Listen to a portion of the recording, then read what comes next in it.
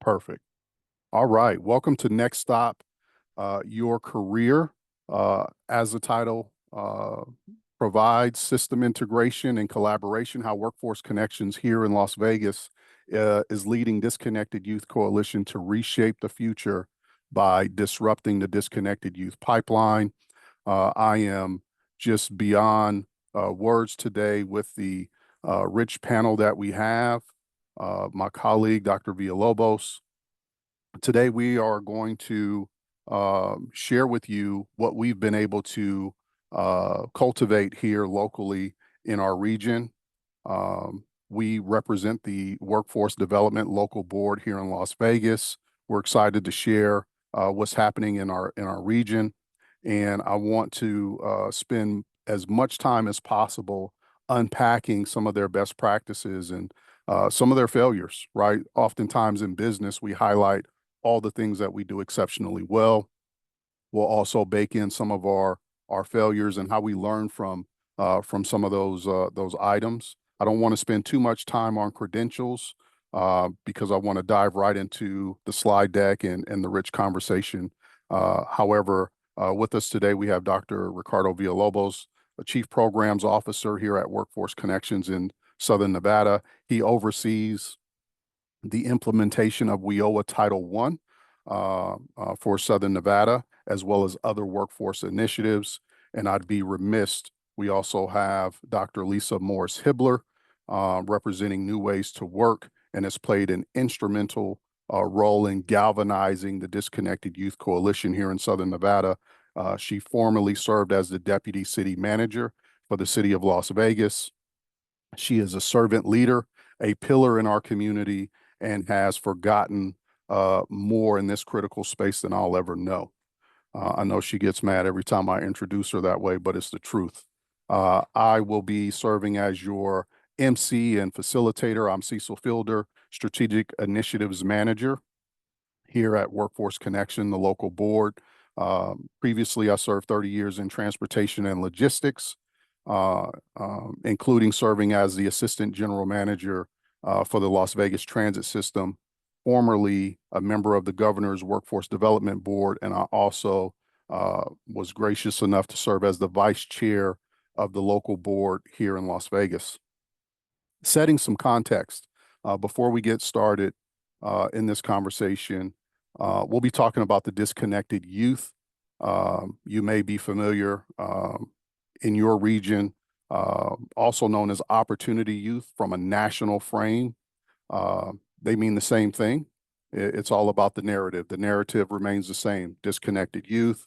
From federal census data, the disconnected youth rate, according to 2023 Measure of America, there are almost 39 million young adults, 16 to 24.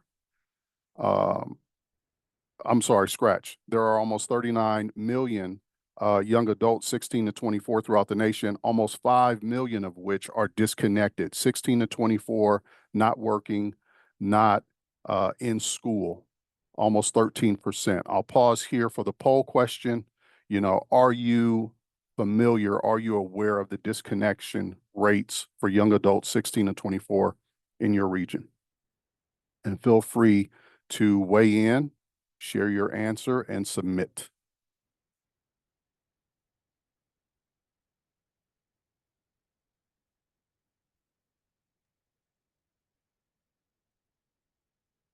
Stacy, feel free to share any feedback that we're seeing in the chat.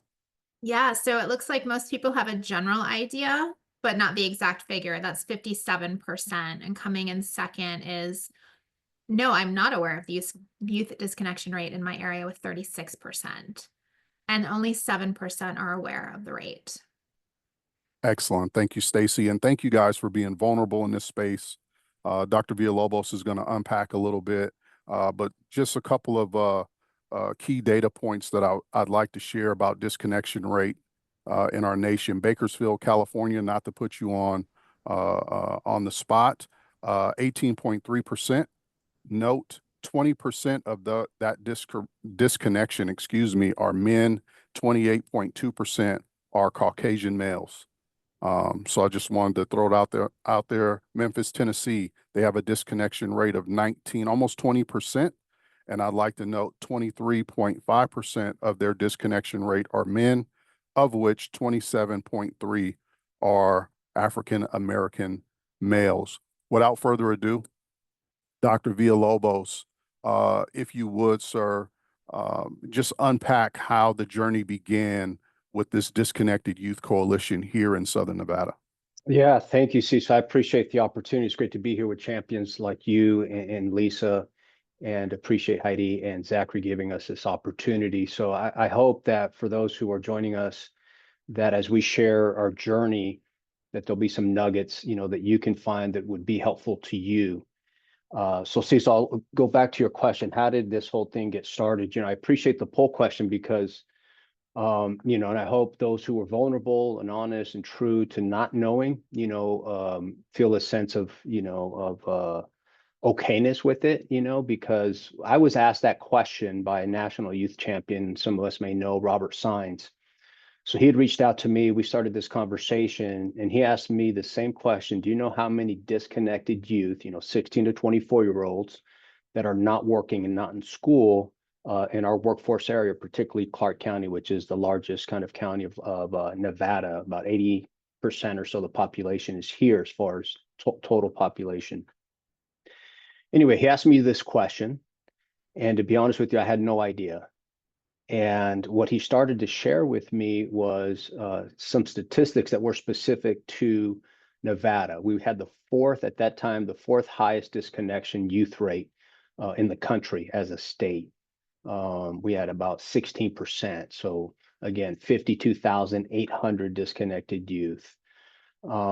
We had about 16% men disconnected, women about 15% again at the time. And what was alarming was amongst our Black young men and women, 27% were disconnected. When we started to look at specifically Las Vegas, because the Measure for America report, Cecil, that you mentioned, started to look at and assess America's most populous metro areas. And so, of course, being in Las Vegas, I looked where we stood, and we were 92nd out of 98. So again, about the fifth highest disconnection rate amongst populous American cities in the country. And so, that was alarming, Cecil. In Las Vegas, we had a Black population of young men and women that were disconnected at 29%. So 1 in every 3. Latino population, approximately 19%. And I mentioned those stats because when I was first confronted with them, it was shocking, to be honest with you, Cecil. It had an emotional impact because I'm from here, born and raised here. Consider myself a champion for our youth, and I didn't know that, and so I was convicted, and I just decided something has to be done.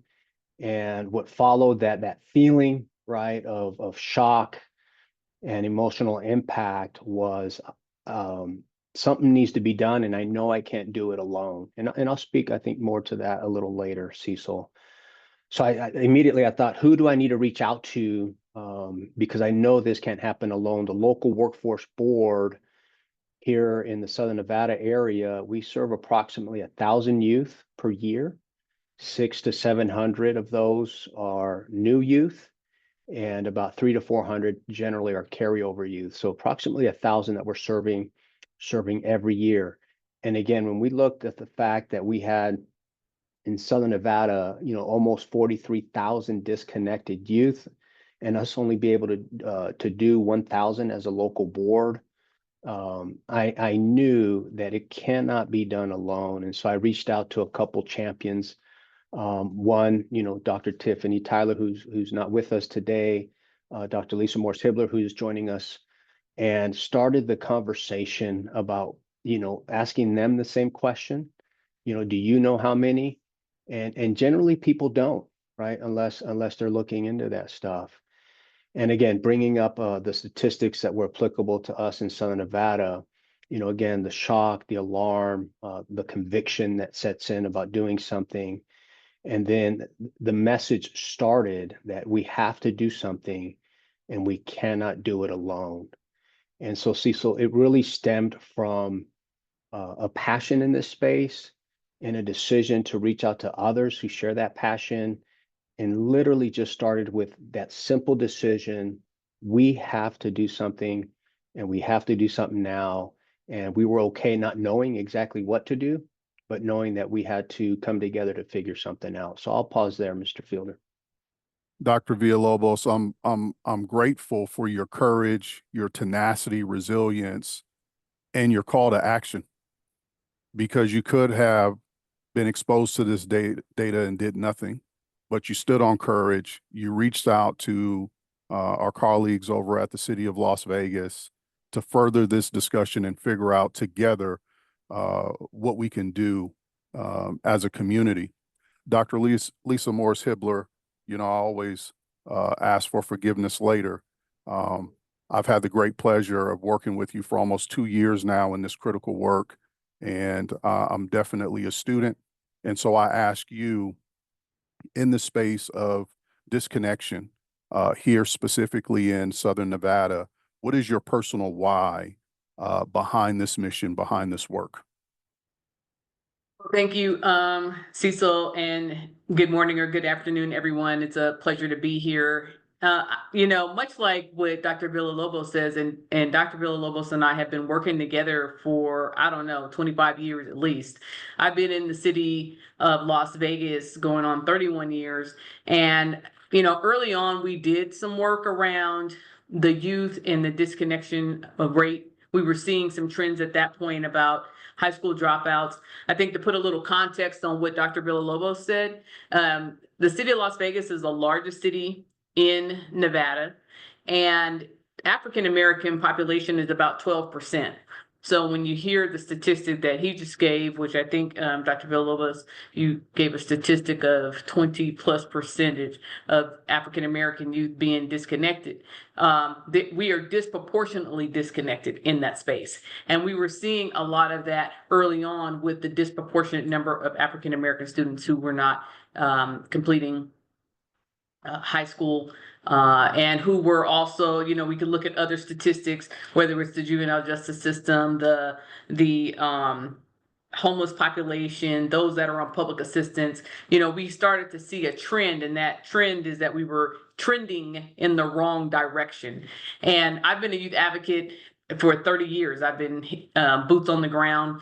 And even when I was in my role in the city of Las Vegas, I still had very much a focus on improving the lives of our young people, understanding their importance in our community, and that we wanted them to become productive adults. That was the whole purpose of why we had been supporting them, all the way through K-12. And we wanted them, when they got to the end of that road, to know what path they were going on, and we just weren't seeing that. So it was a real opportunity, in fact, when Dr. Villalobos and Cecil reached out now after I had semi-retired, we'll call it that. I was excited to be able to come on this project because I knew the importance of the work. Awesome. Thank you, Dr. Hibbler, for sharing that. For me personally, I'd just like to dovetail off of both of what you and Dr. Villalobos have shared. For me personally, when I first joined the workforce team back in May of 23, about 2 years ago, when I saw 42,000 up on the screen, just in Southern Nevada, not in school, not experiencing early work experience, for me personally, I hate to say it, but I only know one way to be, and that's honest and transparent. I started putting it in buckets. I said they're all disconnected because they're Black and brown, because they're homeless youth, because they are high school dropouts, because they're foster youth. And I just started, as adults, oftentimes we compartmentalize things. And that was the first reaction that I had to this 42,000. And as we started peeling back the data, right, and really diving deeper into the why and to the core and what's driving the data, what we discovered was almost 60% of this population, of the 42,000, actually walked across a high school stage and grabbed a diploma. So that completely changed the narrative for me. It wasn't only Black and brown. It wasn't only female. It wasn't only our Native Americans. It wasn't only our youth and system impacted populations, but this was all of our babies in this 42,000. And so for me, I started looking within myself as a young adult myself. I checked all the boxes as a disconnected youth. System impacted at 13. I grew up in a little town known as a CPT, also known as Compton. I'm a Compton baby. And, system impacted, high school dad, my senior year. And as I'm aging out of the youth bracket, 16 to 24, at 24, my dad commits a violent crime, shoots both of his neighbors, committed to 50 years in California State Prison. 6 months later, my mom, in an unrelated crime, is shot and killed in South Central. And so I checked essentially all the boxes for the disconnected youth, and I saw myself in the canvas. I'm happy to report that what Dr. Villalobos, Dr. Tiffany Tyler Garner, uh, and Dr. Morris Hibbler were able to do was to go from 2 to 3 people in a room. And now I'm reminded that in February at the last convening, there were 68 partners in the room, 35 plus community partners in the room, different municipalities, public, private, faith-based, government, state entities coming together. And you can see the image on the screen. They say a picture tells 1,000 words. This all started off of someone's courage, getting the information and said, what am I going to do about it? What are we going to do about it? And so that leads us to our next slide. Dr. Villalobos, you have coined the phrase, it's a we thing. Can you elaborate a little bit on that? Yeah, thank you, Cecil. So we're the local workforce development board doing business as Workforce Connections. So we refer to it as WC. And being a convener and often viewed in the community as a funder, of service delivery, people started to hear about this particular effort. And so, of course, they're thinking it's a funding opportunity. And we were very clear up front that this is not a funding opportunity, that, we go through our general procurement process for that. But we started to say, this is not a WC thing. This is not a CLV thing, and so on and so forth. We coined the phrase, it's a we thing. And what I mean by that is, we have all in our community, and I'm sure it's not unique to us, we have all these great, what I like to refer to as silos of excellence, all these pockets of programs and providers and entities that are doing great work in their space. But then we also, find out that when there's a funding opportunity or a grant, or the local board, announces, its RFP, all these entities start competing with each other. And then there's all this competition, whether they're state funds, county funds, federal funds. There's all this competition that happens with each other. And we realized that, this competition, this duplication of services was happening in these silos. And again, not unique to us, I believe. And we started to recognize, Cecil, that we need to pull this together. Because together we have a better, more robust, collective and shared narrative about the impact that is had in Southern Nevada and Clark County. But to be able to start capturing the data together, to be able to start talking about the narrative together, it became a we thing, that this isn't about competition. This isn't about who gets the funding. It becomes more a conversation about who's best fit for this opportunity. Who do you need to collaborate with on this opportunity? And so really, this we thing became a we thing to create systemic change together instead of silos. And so one of the hardline rules that we laid out was no blaming, in these convenings. We're not going to blame the school district. The school district's not going to blame, the county or the city. The county and the city is not going to blame this organization or that. So no blaming, no finger pointing, and no excuses. That, hey, this is going to be hard work. We're already doing it in a lot of ways, on our own. But the work is to come together. The vision was to come together, build this collective shared narrative, shared data, so that the story that we're telling federally, that we're telling at a state level, that we're telling at a local level is a shared story. So again, it became a we thing instead of just a me thing. I'm reminded, Dr. Villalobos, from just a call to action to doing the work. I recently read an article where the local DY coalition has now tipped over the scale of more than 1.1 million in this work. I read that Yali from the Walter S. Johnson Foundation caught wind of the work that you all were doing, funded you $100K, called it seed money. The governor's office, Dieter, Department of Training and Rehabilitation, caught wind of what you were doing. The governor's reserve funded a $500,000, over $500,000 in funding for this work. The Walter S. Johnson, if I'm reading it correctly, the Walter S. Johnson catches wind that you took the seed money, attracted another $500,000. They came back to the table a second time and funded an additional 400K.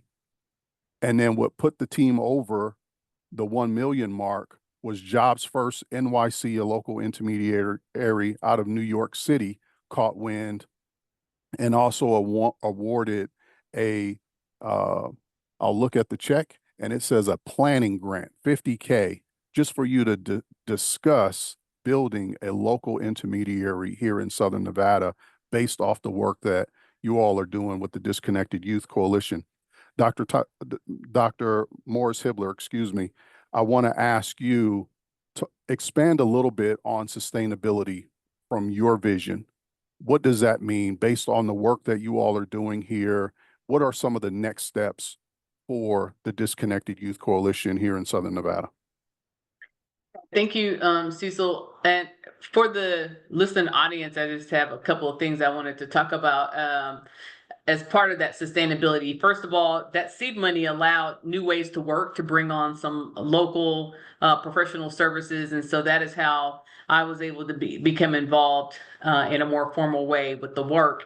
And there were a couple of things that we wanted to do just in having the coalition partners. First of all, it was very important. We were committed to listening to those that were closest to the youth and closest to the providing the services. That was the first thing.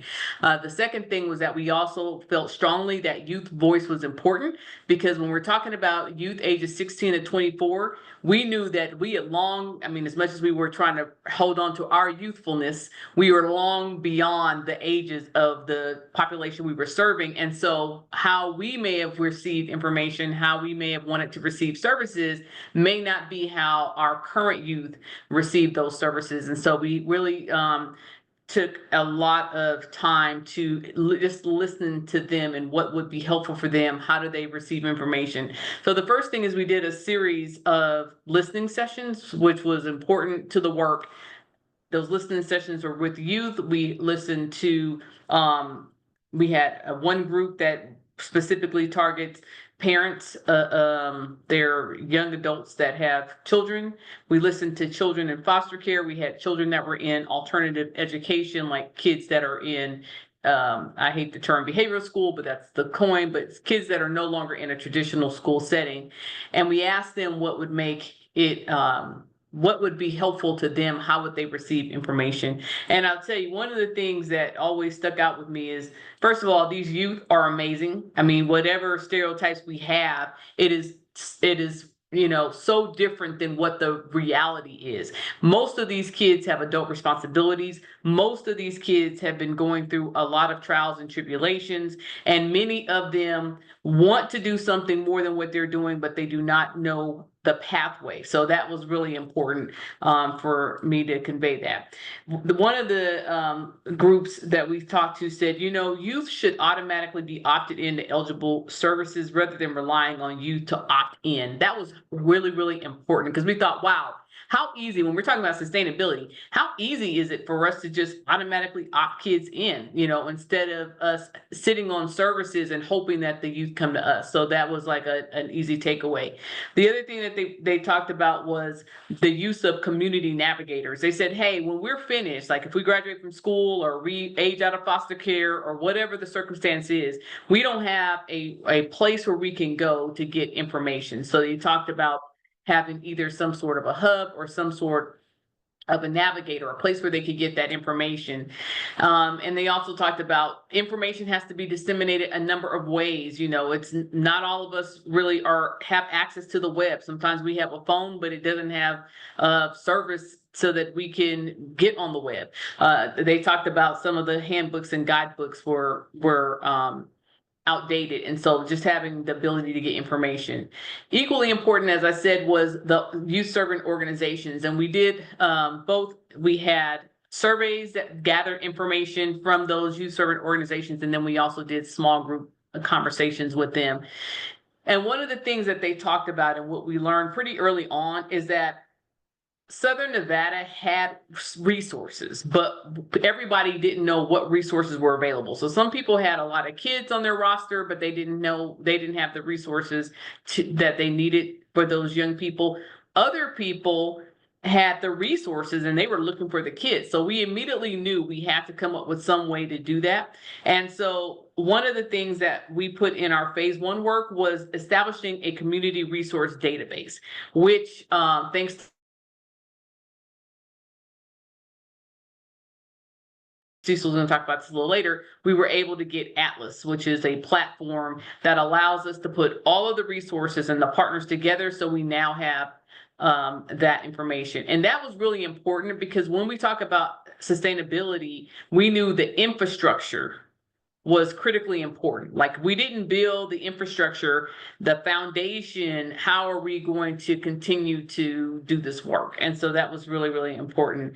The other thing was that the measuring and sharing impact. We didn't have a way to compile all of the data so that we can say, this is what the issue is, this is the need, this is where we are, this is how much we've been tackling this issue. And so that was another what we called low-hanging fruit, was how we could measure and share impact, which I am pleased to say that we now have a consolidated report that our partners are feeding into and giving us that data, which helps us to tell the story, which is really, really important. So as you guys are thinking about this in your own communities, being able to measure and share impact is critically important for the sustainability piece and how you continue to get funds. And so in our phase 1, the community resource database and the measure and share impact were 2 of the critical pieces. And then we have a phase 2, which we're working on now, which is the joint funding initiatives. I love that. What I heard, Dr. Morris Hibbler, was the ability to amplify youth voice, not just be municipalities, not just be local agencies that are designing programs and figuring it out, but also bringing the youth to the table so that they could be part of the design. That was a failure early on. Again, in business, we don't like to talk about our failures, but that was the missing piece, one of the missing pieces. And when you came along, you said, no, we need to amplify the youth voice. And you took that initiative on by yourself and started doing these convenings, these listening sessions. And I love that, the way you coined it, the listening sessions, to hear what they wanted, to hear what their challenges were. Dr. Villalobos, before I go on to what were some of the challenges for the coalition, did you want to expand on the sustainability piece? Dr. Morris Hibbler highlighted the Atlas platform, the instant referral. Do you want to just expand on that while we're here on the sustainability? Yeah, thank you, Cecil. Sometimes I wish, because I attend some of these, webinars as a participant, and I'm always, the way I'm wired, always hoping for like that silver bullet, that practical item I can take away, go implement, and, see, the same or even greater results in my own area, right? I say that because, when we initially started this, we designed an action plan, and it really was, we need to put something together so our messaging, can be sent out. One of the things to be honest about is we didn't have a funding plan in it. We didn't have a specified sustainable plan in it. The silver bullet for us became, let's just do something and keep doing something with people that want to do something, right? I mean, that's as simple and a silver bullet as it gets. And I say that because, and again, I don't want to preach or sound like we got it all figured out. We do not, and we'll share about our challenges here in a second. But it was the doing something and doing it together that is what got the attention. So you mentioned the Walter S. Johnson Foundation, the State Workforce Agency, DETR for us here in Nevada, other philanthropies. They came and saw what was happening, as opposed to us having a proof of concept or an idea that we're asking to be funded. We were doing the work. We were coming together to do the work, and we were moving forward. And as we pushed forward in partnership and in collaboration and collectively, that's what got the attention. And so all I want to emphasize, Cecil, is, and again, the message that do something and the attention will come. We've had local elected officials at varying levels, local municipalities, the county level, at the state level, philanthropy, all want to be a part of it because we're bringing the message to them, particularly the data. And so, Cecil, that's all I'll mention there. Is it's the doing something and not waiting for something that has been the game changer for us here locally. Excellent. Thank you, Dr. Villalobos. I'll dive in. I'll just share two challenges off the cusp.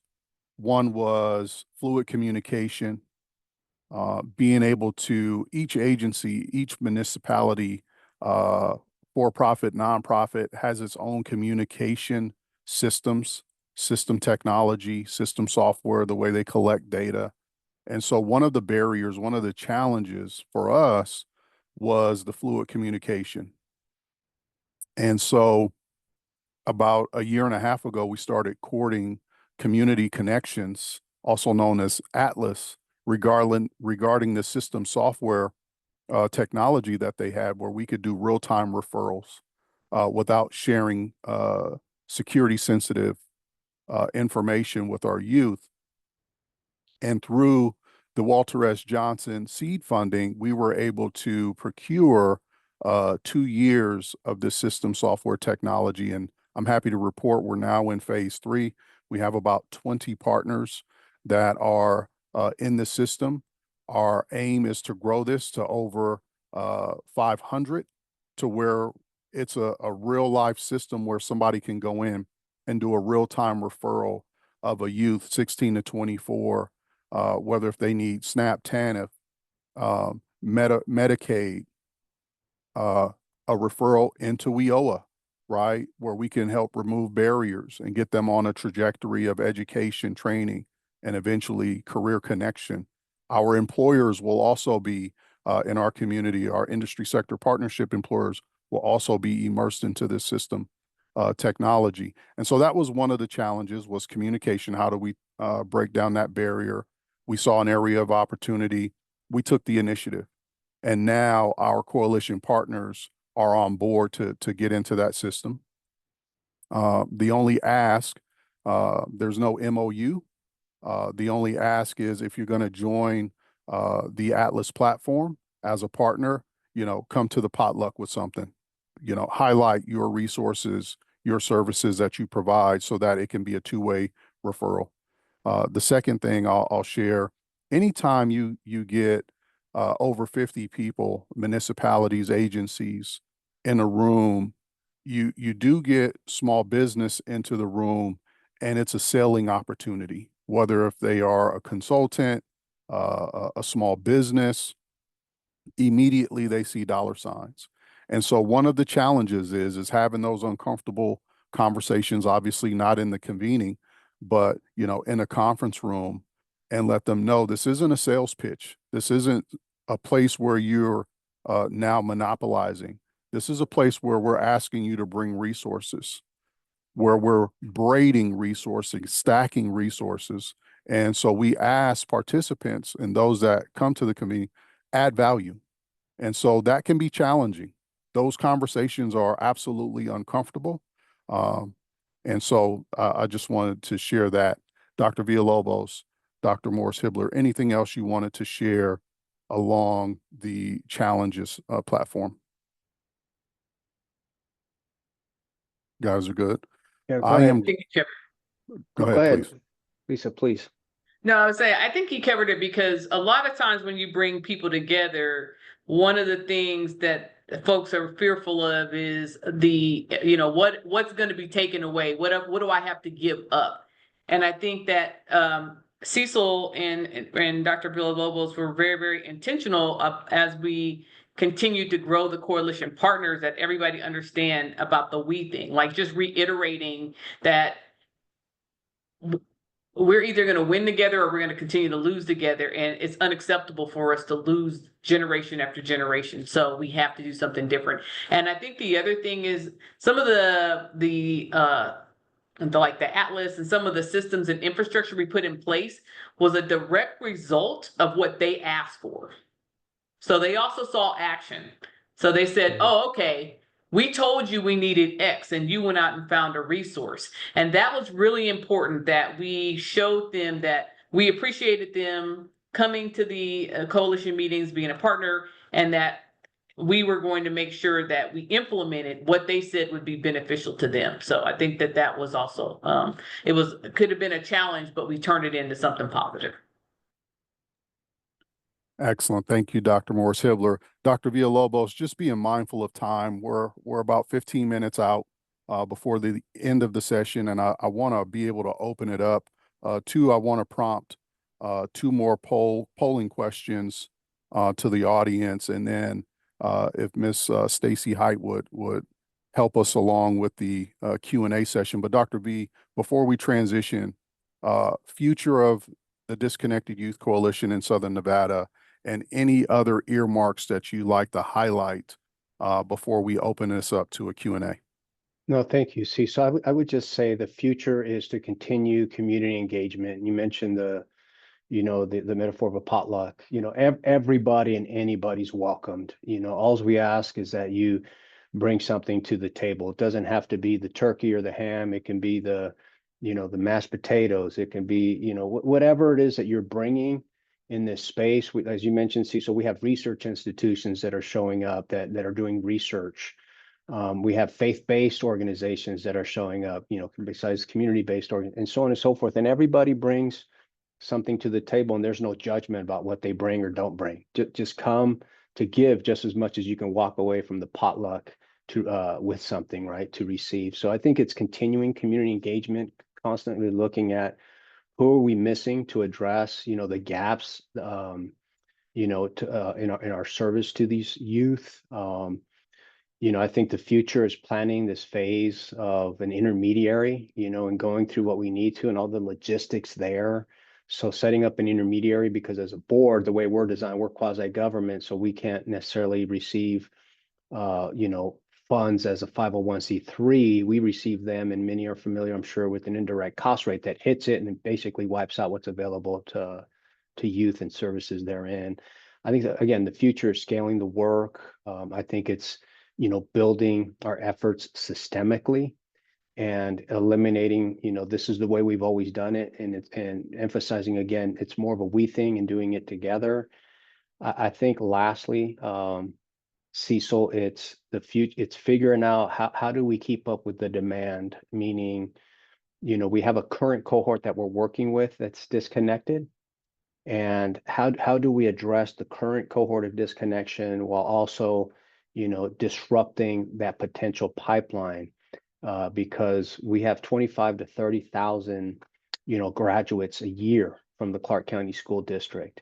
And if we're not disrupting it on the front end, it's going to keep feeding it. And we'll be in a webinar 5 years from now, still talking about, hey, we're at 40,000 disconnected youth, and it appearing as there was no impact made.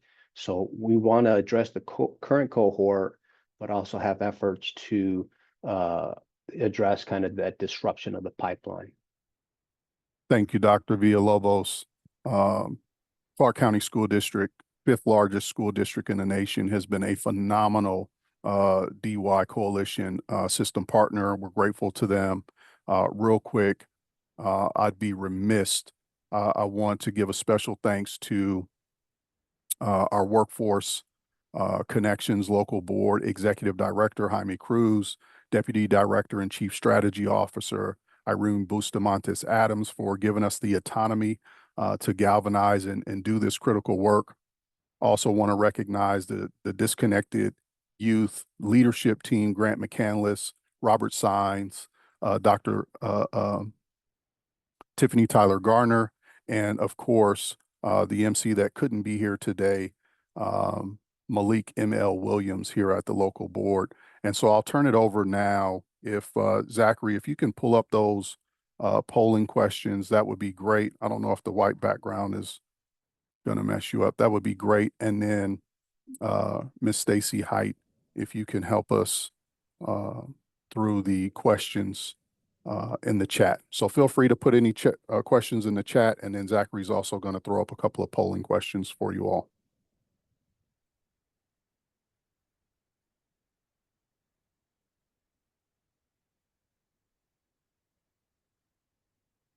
In particular, polling question that'll be coming up is based on today's discussion, what is one call to action that you can take to support youth connection in your community? Right now, the respondents are favoring collaborate with community organizations to create support programs at 57%. Wow. Coming in second is advocate for policies that address youth disconnection at 25%. And that is going up. It is now 33%. And Great. then third place is mentor or provide internships to disconnected youth. Excellent. Thank you guys for the rich feedback and the polling question. And then I have one more polling question for you. What aspect of today's session was most impactful for you personally?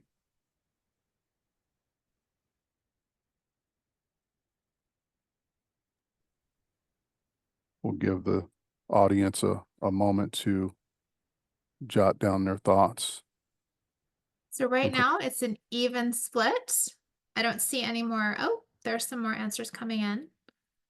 Oh, even split. 25% four ways. Insights into the latest youth disconnection data, success stories and best practices shared by panelists, strategies for community engagement and youth support, and opportunities for collaboration and networking. Excellent. Thank you so much for all of your participation. Stacy, now we'll open it up for a couple of minutes for Q&A. Yeah, we've already got a couple of questions in the chat. First one is from Erica Mulberger. You referenced Atlas. Can you please share a link to what that platform is?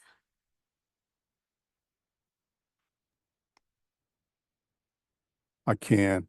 Dr. Villalobos, could you be so kind and drop that in the chat for us? Thank you.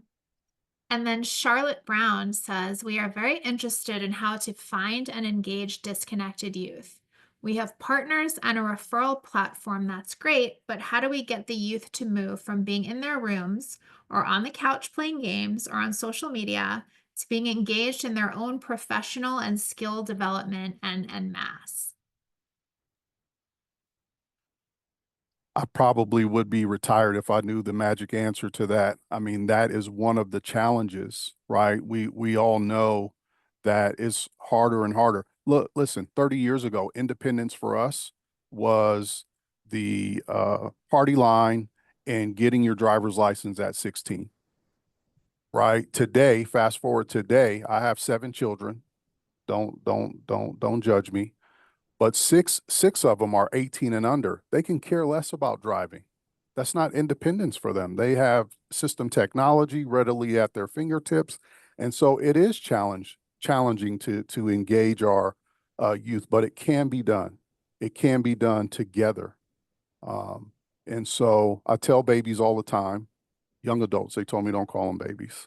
You know, don't despise small beginnings. Somebody needs to work at Panda, right? And when you see Mr. Fielder put some extra orange chicken on my plate, You know, I say that jokingly, but those customer service, that customer experience, being able to be coachable, being able to teach, being able to lead, those skills are transferable to your next. Some of our young adults, I won't say all, but some of our young adults, they want to come out of high school and college making six figures. But we all have to start somewhere. So I tell them, don't despise small beginnings. Just get started. Dr. Morris Hibbler, did you want to Yeah, I mean, expand on listen, that? I think the first thing we can do is do it early and do it often. But yes, once we get to the point where they're disconnected, we really have to try to help them find their passion. And so a lot of the young people that I work with have never been told anything positive. I mean, they've never been told that they can do anything. And so I think helping them to find that, understand what it is. We had 3 young people right now that we've been working with that were formerly disconnected. They actually knew what they wanted to do or kind of had an idea, but had no understanding of how to get started. So they were just kind of sitting on the sideline, hoping that somebody would help them to get started. And we've been doing that. And I think for many of them, they have to be shown that they are capable of doing something. We have to ignite that passion in them, and it's there. I'm not going to say it's not hard work, but it's there. And once we do that, we definitely see them get engaged. Also, too, as local agencies, state agencies, you know, we have a couple of local agencies that have been hiring young adults right out of high school.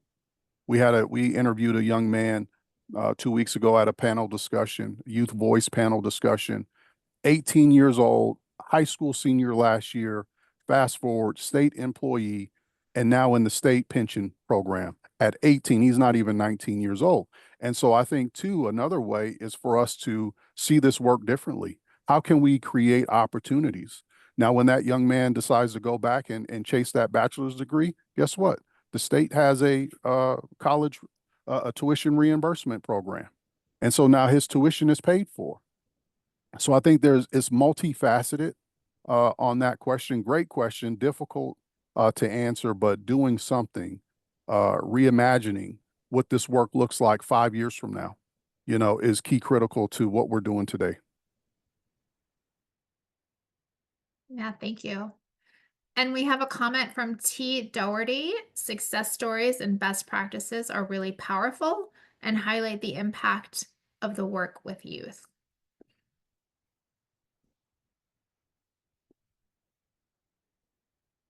If anyone else would like to put a question in the chat, please do. We do have a few more minutes. Cecil, Lisa, Ricardo, any last comments? Anything you want to leave our group with?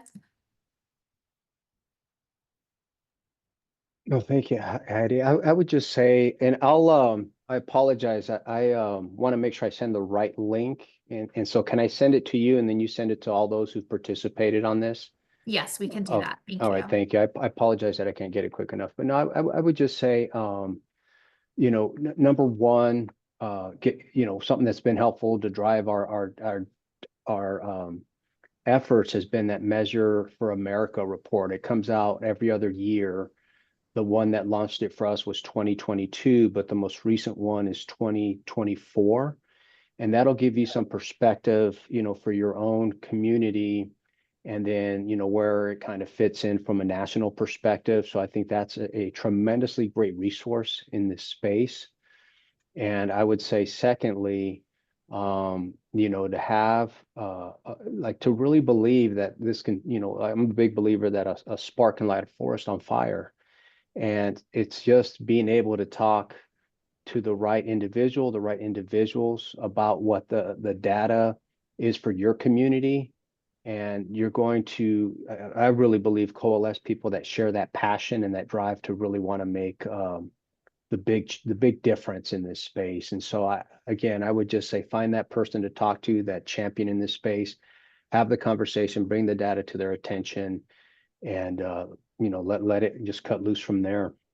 Dr. V, real quick, 60 seconds. Can you just highlight the NPWR, the Empower study, specifically on the GDP growth between now and 2030, if we continue this work? Yeah, so we had again, a research institution find out that we were doing this work, said if we give you all funding, it was a 40K, what would you guys do it on? And we decided to do an economic and fiscal benefits analysis of what it would look like to connect 30,000 youth by 2030. So, in 6 years. This was a 2024 study.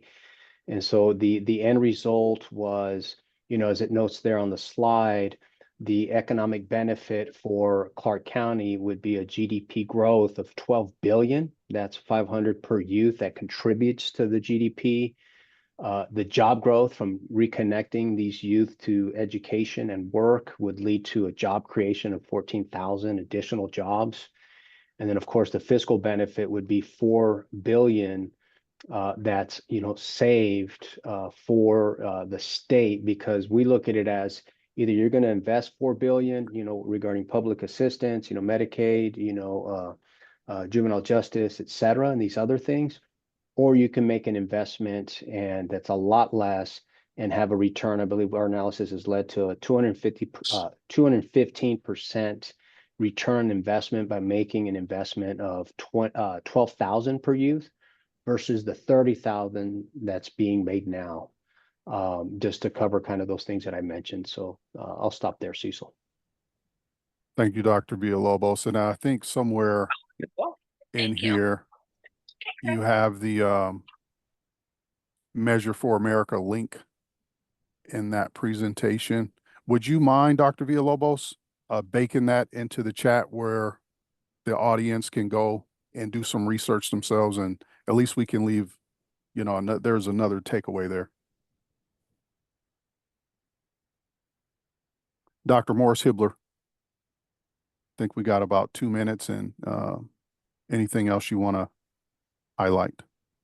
Yeah, I mean, just looking at the stats from the people who didn't know their disconnection rate, I'd say start there and then get a group of like-minded people that are committed to action and just get to work. You don't have to have all of the pieces and parts in order to start this work, and there's a lot of things that we can do early on to improve the systems that you have and to improve communication that will lead to better outcomes for this population until you can build a full system. So I just think it's never too late to get started. And another commercial, special thanks to the NOB team, Zachary Wilkes and Stacy Height. Thank you guys so much for just setting this table for us and ushering us through this process. It's been seamless as a panel, and we're just grateful to be here and share some of our early experiences with you. Thank you. And thank all of you for sharing your insights and your obvious passion for this work and infusing some of your personal stories into this too. It makes it really special for all of us. We will share the presentation, we'll share the links. And if you all wouldn't mind, please staying on for a few moments just to take a quick survey. We'd really appreciate it. Thank you again for attending today's webinar, and we look forward to seeing you all at our next one in May. Thank you again, everyone.